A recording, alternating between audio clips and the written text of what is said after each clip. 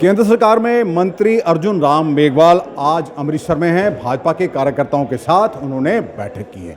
Feedback लिया है कि आखिर क्या कारण है कि पंजाब खासकर अमृतसर में भाजपा को हार लगातार मिल रही है। जब से नवजोत सिंह सिद्धू ने बीजेपी छोड़ी उसके बाद भाजपा को लोकसभा की सीट अमृतसर में नहीं मिली। 2014 में दिग्गज नेता भाजपा के जो चाणक्य कहे जाते थे, स्वर्गीय अरुण जेटली को चुनावी मैदान में उतारा था, वह हार गए। फिर 2019 में भी हरदीप सिंह पुरी जो कि सेंट्रल मिनिस्टर थे, उन्हें चुनावी मैदान में उतारा था, वह भी हार गए। 2024 में बीजेपी आखिर ऐसा क्या करे, क्या कदम उठाए कि 2024 में अमृतसर में जो भी उम्मीदवार बीजेपी उतारे उसकी जीत हो। इसी को लेकर उन्होंने 2 दिन का दौरा किया है, कार्यकर्ताओं के साथ बैठकें भी की है, पूरी फीडबैक भी ली है।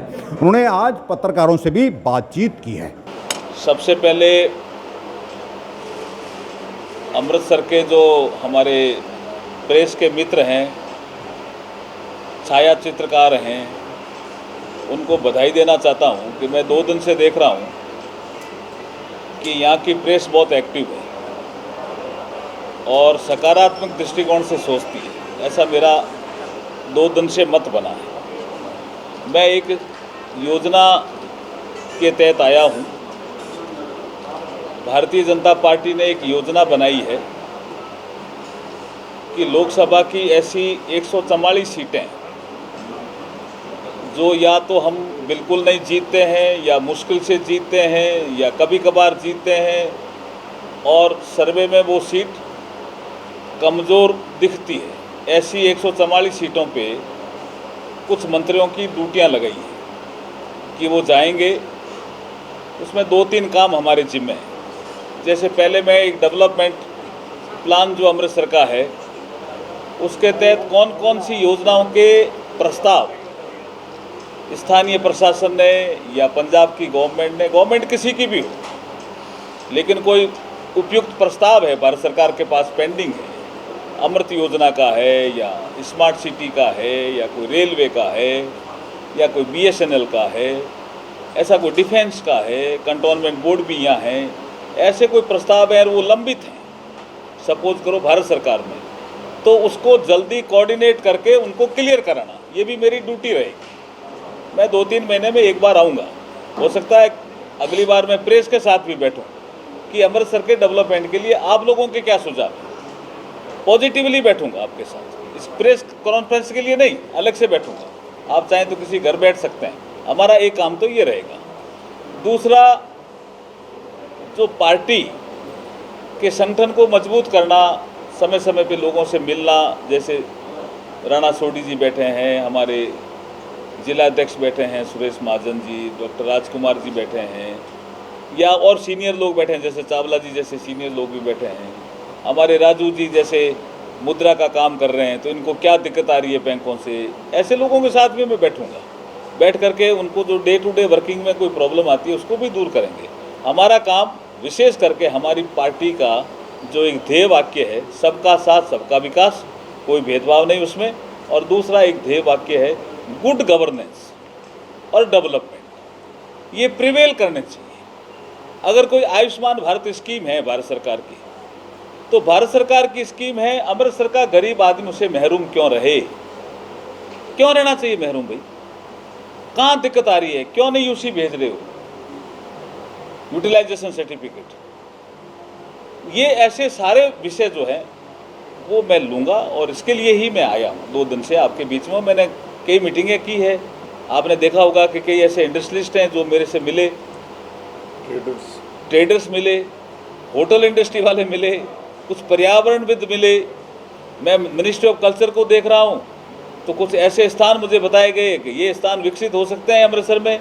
जैसे एक स्थान बताया गया कि श्रवण कुमार जब अपने माँ बाप को लेकर के चला था, तो यहीं अमृतसर ज़िले में ही वो स्थान है जहाँ श्रवण पानी भरने के लिए सरोवर में जाता है और उसको तीर चला करके मार दिया जाता है और अपने माँ बाप को पानी नहीं पिला पाता है। उसकी पंजाबी में कोई गीत भी है, लेकिन उस स्थान को हम आज़ादी के अमृत महोत्सव में 75 सरोवर हर ज़िले में विकसित कर रहे हैं।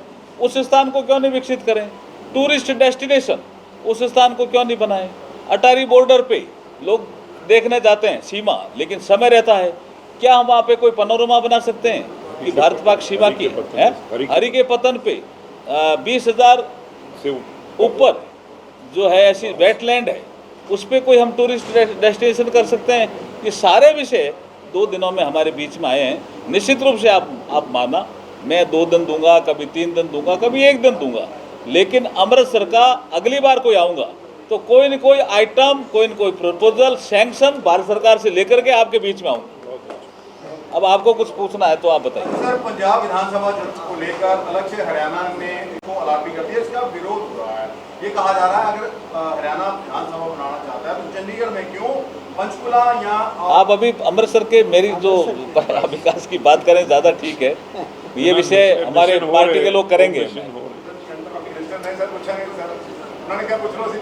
नहीं, वो विषय ही अलग है ना।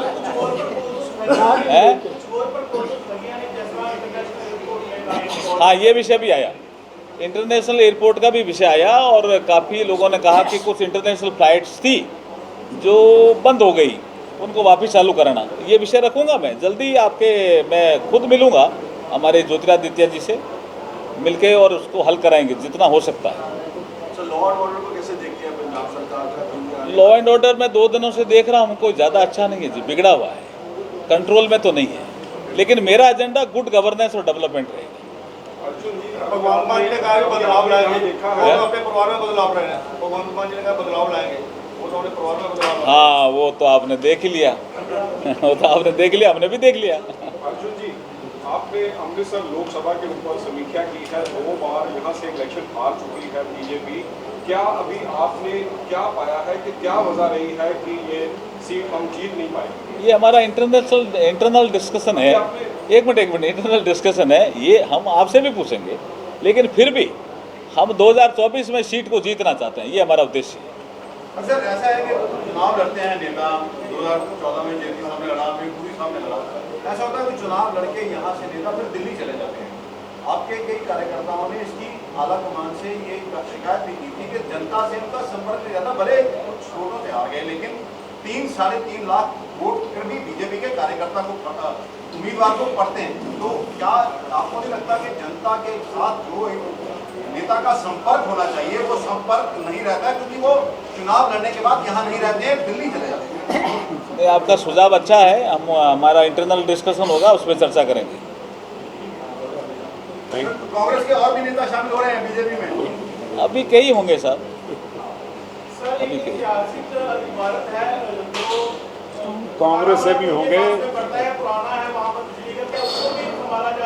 हाँ, आप कोई भी ऐसी ऐतिहासिक इमारत देखिए, मेरे संस्कृति मंत्रालय में कई तरह के काम हैं। जैसे मैं आपको जिक्र कर दूं, साहित्य अकादमी, कोई अच्छे लेखक हैं आप कहीं, उनको हम प्रमोट कर सकते हैं। संगीत नाटक अकादमी, कोई आदमी अच्छा गाने वाला है, पुरानी कोई गायकी बंद हो गई, उसको हम प्रमोट कर सकते हैं। कोई नृत्य अगर आपके यहाँ हो रहा है, कोई पंजाबी कल्चर को प्रमोट करने का विषय, उसको कर सकते हैं।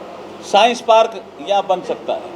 ASI की हमारे पास आर्कियोलॉजिकल सर्वे ऑफ इंडिया है, उसकी कोई बिल्डिंग है और रखरखाव ठीक नहीं कर रहे हैं, या और कोई ऐसी बिल्डिंग है, ऐसा स्थान है जिसको ASI को लिया जाना चाहिए, वो भी हम कर सकते हैं। वो उसी के तहत आएगा, ASI के तहत हम उसको ले सकते हैं और रखरखाव भी कर सकते हैं।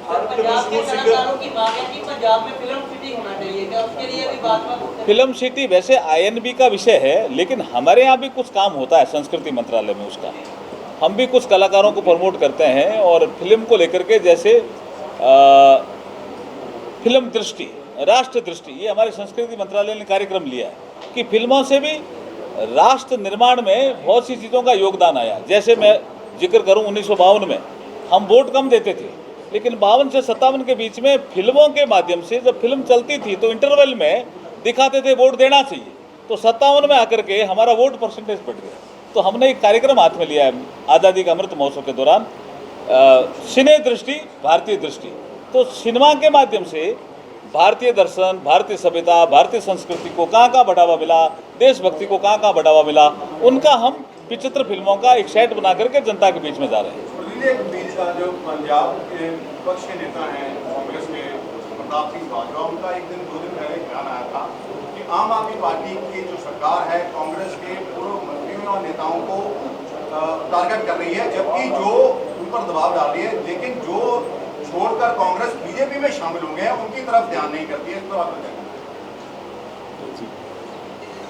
देखिए, बाजवा जी ने क्या कहा वो बाजवा जी का विषय है, लेकिन मैं एक चीज़ ज़रूर कहना चाहता हूँ कि हम किसी भेदभाव को नहीं मानते। सबका सब सबका विकास हमारा नारा ही है जी, हमारा नारा यही है। कोई ऐसा वर्ग बता दीजिए जिसके लिए मोदी जी ने काम नहीं किया।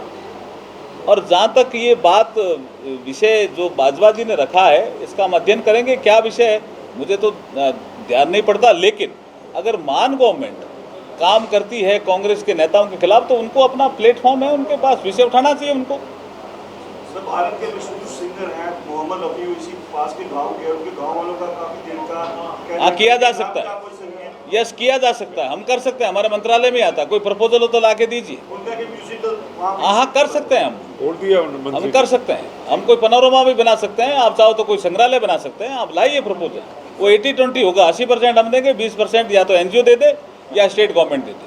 सर, जो अमरनाथ में जो इंसिडेंट हुआ है, क्या लगता है कि कुछ ना कुछ ऐसा होना चाहिए ताकि वहाँ पर लोगों को सुरक्षा मिल सके? दुखद है, लेकिन भारत सरकार की जो SDRF NDRF की टीमें हैं उस पर काम कर रही है।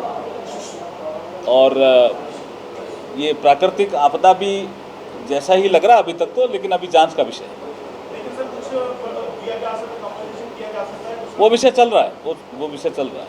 सर, क्या प्लानिंग है? देखिए, हमारे देहात के जो जिलाध्यक्ष हैं औलख जी, उन्होंने एक सुझाव दिया हमें, हमने उसको करीब करीब मान लिया कि आज़ादी के अमृत महोत्सव के दौरान जो सरोवर विकसित होंगे उसमें श्रवण कुमार को जहाँ पे तीर लगा और वो अपने माता पिता को पानी नहीं पिला पाए उस सरोवर से, उस सरोवर को हम विकसित करेंगे आज़ादी के अमृत महोत्सव में। पंजाब में बहुत सारे ऐसे प्लेसेस हैं जिन्हें टूरिस्ट प्लेस, हाँ, उनको भी करेंगे, जो भी अहमियत रखेंगे करेंगे।